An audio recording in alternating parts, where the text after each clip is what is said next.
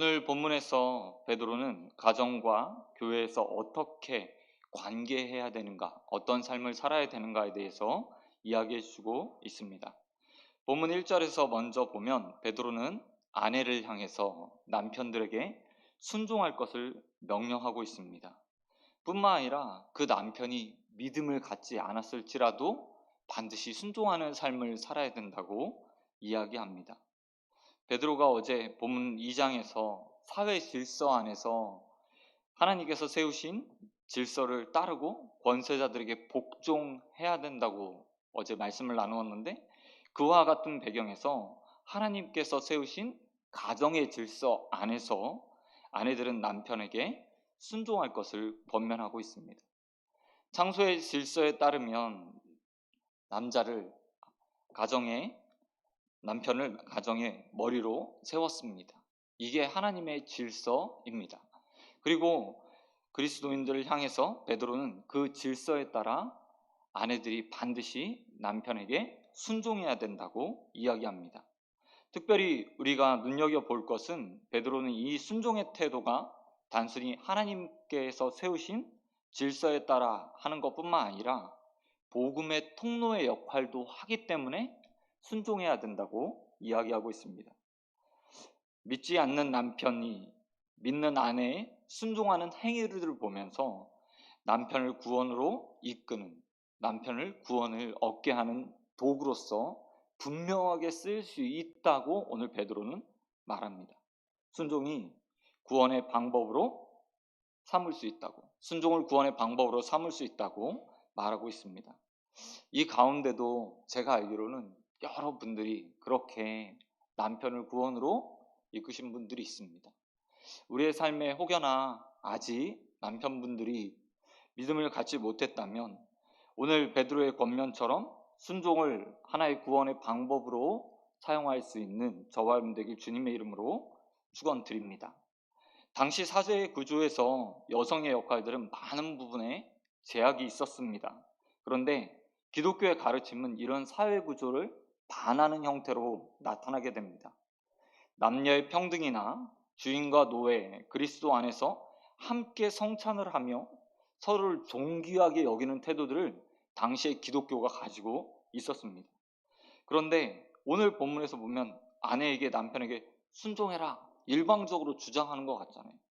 근데 모순처럼 여겨집니다. 하지만 베드로는 믿음의 가정 안에서 아내가 하나님 세워진 질서 안에서 순종하라고 말하며, 또 한 설사 그와 같은 믿음을 가지지 않는 남편에게도 순종하여서 그 모습을 통해서 복음을 전할 것을 권면합니다.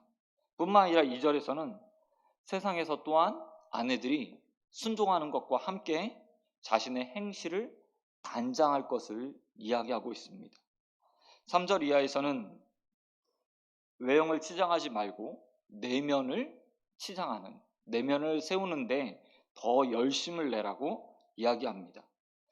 이 모든 행위를 통해서 세상과 다른 생활 태도를 통해 분명하게 그리스도를 드러낼 수 있고 자신이 세상과 다름을 나타낼 수 있다고 이야기합니다.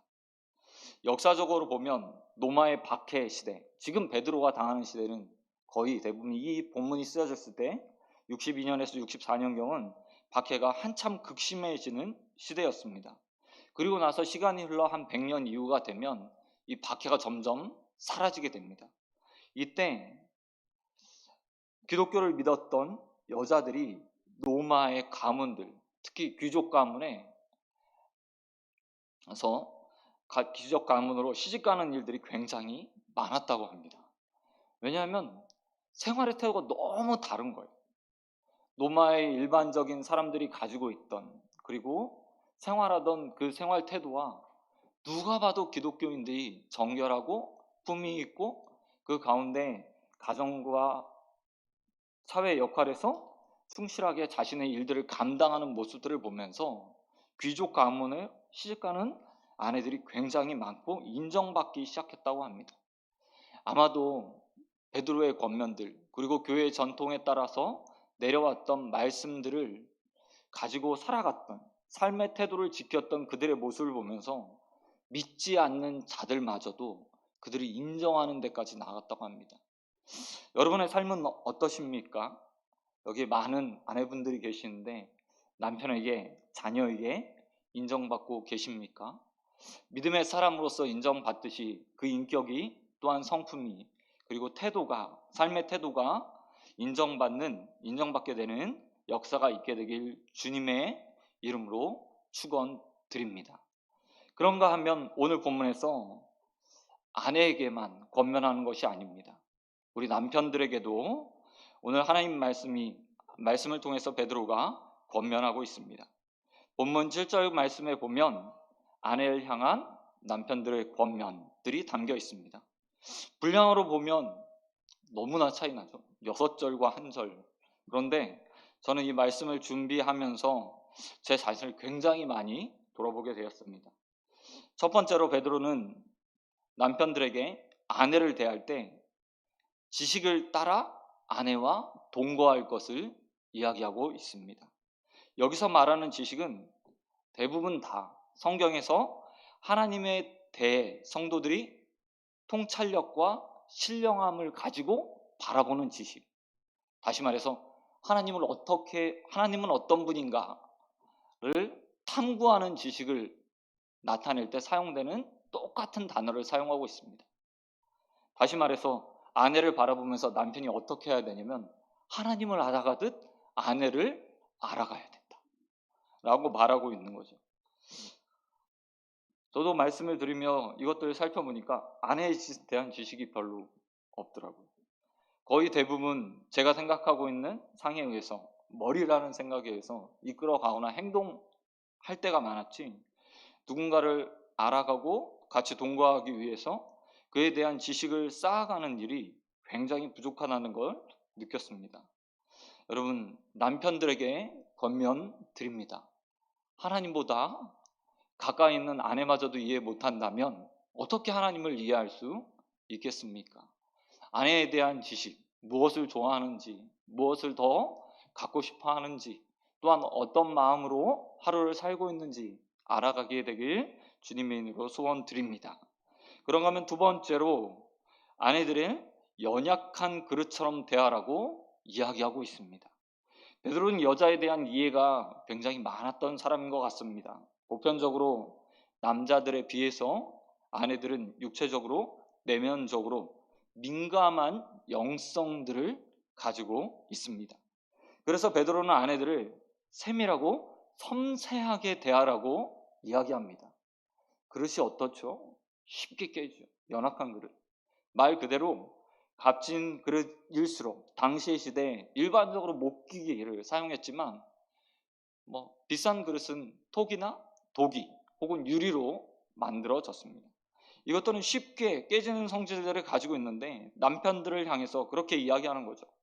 귀한 그릇처럼, 연약한 그릇처럼 섬세하고 세밀하게 그들을 살피고 그의 육체와 마음을 보살펴야 된다고 이야기하고 있습니다. 마지막으로 베드로는 남편들을 향해서 세 번째 권면도 합니다. 분량 면에서는 한 절뿐이 안 되지만 내용 면에서는 훨씬 더 많은 것 같아요. 아내를 향해서 생명과 은혜를 함께 이어받은 자로 귀하게 여겨라. 생명과 은혜를 함께 이어받은 자로 귀하게 여겨라 라고 말했습니다. 이 말씀이 얼마나 당시에 파격적인 말씀인지 모릅니다. 지금이야 남편과 아내가 동등한 위치에 있다, 모든 사람이 동등하다라고 가르치고 교육받고 실제로 그렇게 삽니다. 아니, 어쩌면 아내를 귀하게 대하지 않으면 평생 밥 얻어먹지 못하는 상황에도 놓일 수 있습니다. 그러나 당시에 사람들에게 있어서 생명을 가졌다, 아니면 그들이 은혜를 누린다 라고 얘기했을 때 남자만이라는 생각들이 굉장히 강했습니다. 남자와 여자의 사이에 분명한 차이가 있었고 계급의 차이가 있었고, 뿐만 아니라 어떤 자들은 자신의 아내를 재산으로 생각할 만한 시대였습니다. 그런 시대에 베드로가 이렇게 말하는 겁니다. 아내와 너는 똑같이 생명을 얻은 자고 또한 하나님의 은혜를 똑같이 누릴 수 있는 자다. 동등한 자다. 그러니 너희 믿음의 가정에서는 반드시 아내 대하기를 동등한 입장에서 대해야 된다고 가르치고 있는 겁니다.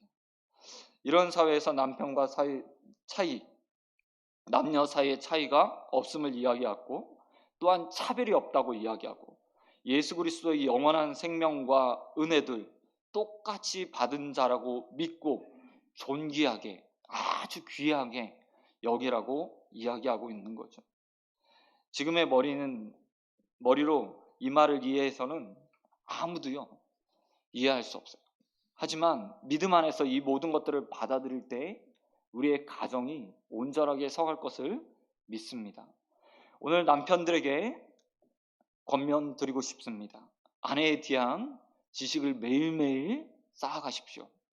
하나님의 말씀도 매일매일 보며 쌓아가야 되잖아요. 우리가 전부 한 번에 이해할 수 없지 않습니까? 오랜 시간과 노력과 능력이 필요합니다. 그만큼 아내들을 향한 열심을 내시기 바랍니다.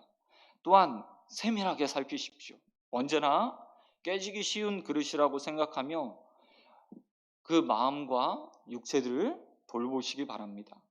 뿐만 아니라 우리가 언제나 동일한 자들로 하나님의 은혜를 받은 자며 귀한 생명을 얻은 자로 존중히 여기게 되길 우리 주님 예수 그리스도의 이름으로 축원드립니다.